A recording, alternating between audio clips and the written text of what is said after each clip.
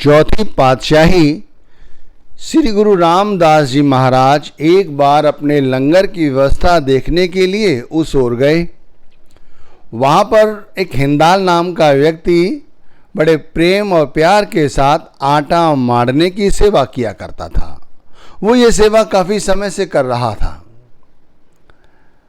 जब उसने देखा कि गुरु उसकी ओर आ रहे हैं और उस समय वो आटा गूंद रहा था, मार रहा था, तो उसने दोनों हाथ अपने पीठ के पीछे कर लिए। जब उसके बिल्कुल समीप गुरु आ गए तो वो घुटनों के बल बैठकर उसने अपना माथा गुरु के चरणों पर रख दिया और फूट फूट कर रोने लगा। गुरु ने जब उसका ऐसा हाल देखा तो बड़े प्रेम के साथ उसे उठाया और उस पर दृष्टि डाली। तो गुरु महाराज ने उन्हें वरदान स्वरूप में एक अंगोछा दिया। उसने वो अंगोछा अपने सर माथे लगाया और चूमा। जब उसने ऐसा किया तो गुरु महाराज ने उसे एक अलौकिक शक्ति दी। उसे रिद्धियां सिद्धियां प्राप्त हो गई अंगोछा रखते ही, चूमते ही। और फिर गुरु महाराज ने कहा कि जाओ तुम घर जाओ, अब घर जाकर नाम का सुमिरन करो, मैं तुम्हें तुम्हारी सेवा से मुक्त करता हूं, तुमने बहुत सेवा कर ली। वो खुशी खुशी अपने गांव चला आया। वहां आकर उसने जब तक वो जीवित रहा तब तक गुरु नाम का प्रचार किया और गुरु घर की बहुत सेवा की, नाम का सुमिरन भजन किया। वो आज भी गांव जड़ियाला नाम से प्रसिद्ध है। तो भाई ये बात क्यों समझाई जा रही है, पहले तो ये समझने की कोशिश करो कि गुरु के आगे माथा टेकने से क्या मिलता है। हम सभी लोग सुबह उठते हैं और अपने गुरु के आगे जो फोटो लगी हुई है या बगैर आंख बंद करे ही सर तो झुकाते ही हैं। अब यदि मैं कहूं सभी से कि गुरु के आगे माथा टेको तो लोग मुझसे ही प्रश्न करेंगे कि भाई हमारे गुरु तो बहुत दूर हैं, हम उनके साथ कैसे सर पर उनके माथा रखें। तो भाई नाम भक्ति आंतरिक भक्ति है। जो गुरु ने नाम दिया है ना हमें, ये समझ लीजिए जैसे वहाँ पर उनका अंगोछा था, इस तरह उन्होंने हमारे सर पे हाथ रखा हुआ है। और गुरु के आगे माथा टेकने का मतलब ये नहीं है कि तुम उनके चरणों को ढूंढो, उन्हें ढूंढो। अरे भाई पूरे भाव के साथ, भक्ति के साथ सुबह सुबह उठो।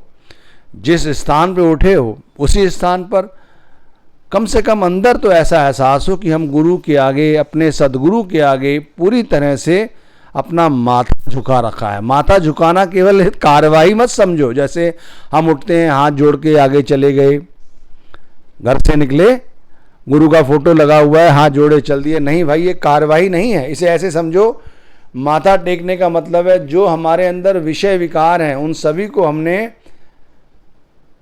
गुरु के चरणों पर समर्पित कर दिया। जो कुछ हमारे पास है वो हमने गुरु को समर्पित कर दिया। जो हमारी मैं मेरी है वो हमने सब कुछ गुरु को सौंप दिया।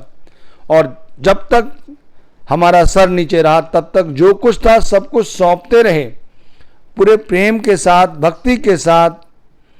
और जैसे कहते हैं ना कि जो हिदान, ये जो भगत है, जिस तरह उसने गुरु के चरणों पर अपने माथा रख दिया और उन्हें लगा, इसी तरह जब तक हमारी आंखों से हिंदाल भाई की तरह आंसू ना निकलें, जब तक हमारे अंदर से आंसू ना निकलें, तब तक हमें अपना माथा नहीं उठाना चाहिए।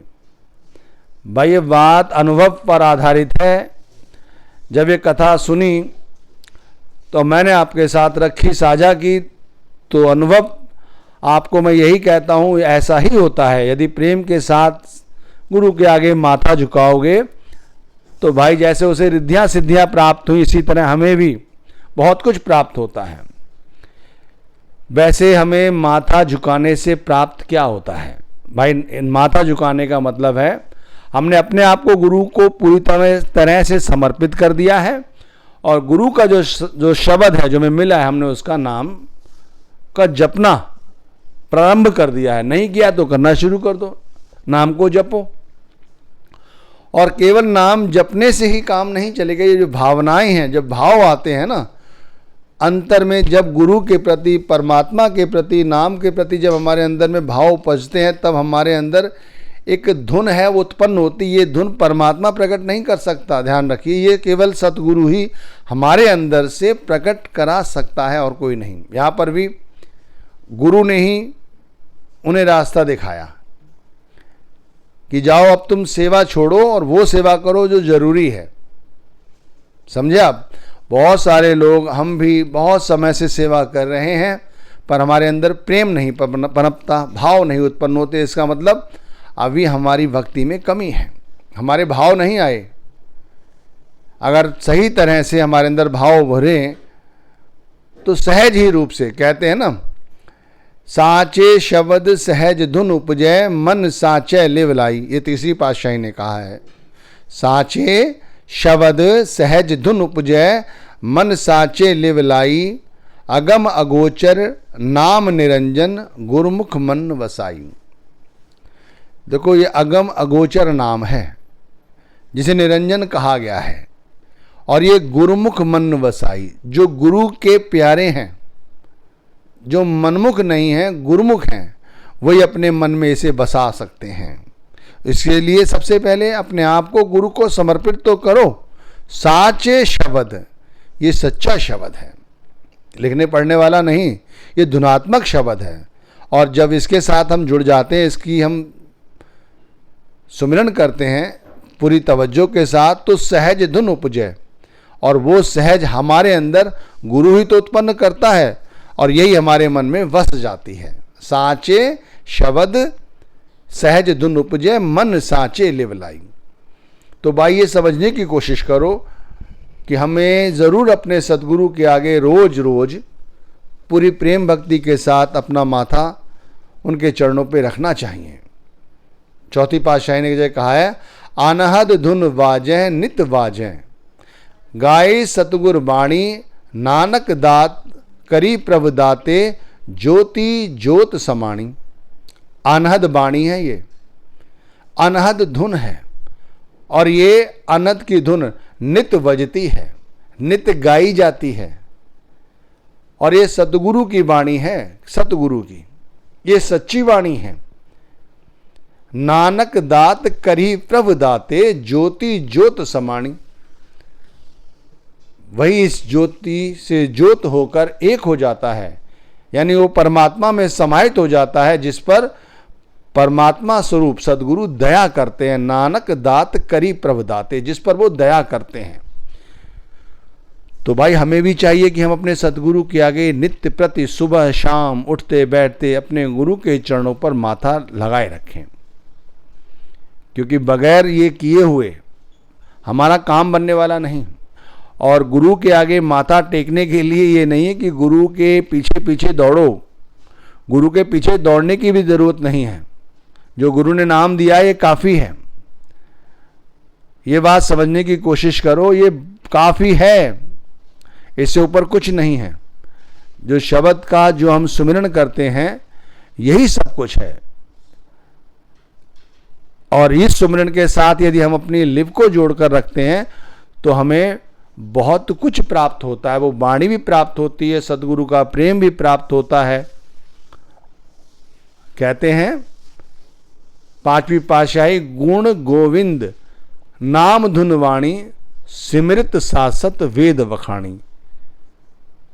भाई गुरु और गोविंद और ये परमात्मा, इन्हें चाहे किसी नाम से पुकारो, ये जो जितनी भी हैं वाणियां हैं, इन वाणियों के विषय में शास्त्र भरे हुए हैं। गुरु लगातार समझा रहे हैं, सिमृत सासत वेद वखाणी। ये वेदों में इनका बखान बहुत खोल के समझाया गया है, लेकिन केवल पढ़ने से कुछ नहीं बनेगा।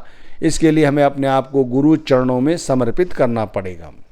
तो हमें चाहिए कि भाई इसी तरह हम हिंदाल भाई की तरह अपने मन में वो भाव लाएं, वो भक्ति के भाव लाएं कि भाई हमारे सच्चे सदगुरु के चरण कमल हमारे साथ हैं, और हमेशा हम उनके चरण कमलों पर अपना माथा टेक कर रखें, जिससे हमारा मन दुनियावी काम धंधों में ना उलझे। और यदि दुनियावी काम धंधे हम जो कर रहे हैं, हम उनको सच समझकर, कहीं ऐसा ना हो कि गुरु उसके नाम को ही विसार दें।